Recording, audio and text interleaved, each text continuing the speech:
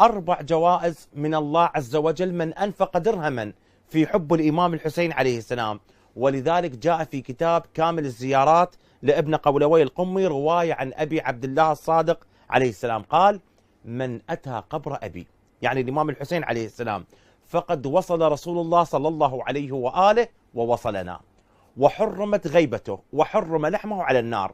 اسمع الجوائز ال4 الذي ذكرها الإمام الصادق. قال: وأعطاه الله بكل درهم أنفقه 10,000 له في كتاب المحفوظ.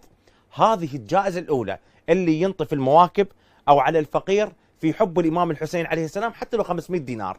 هذه الجائزة الأولى.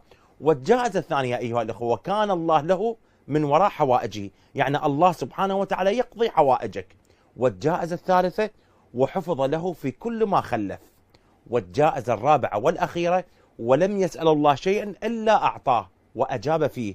من أنفق في حب سيد شباب أهل الجنة الإمام الحسين، فلا تقصروا من أي خدمة لزوار الإمام الحسين عليه السلام.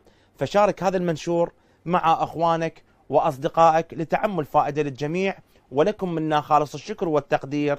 فأقول قولي هذا وأستغفر الله لي ولكم.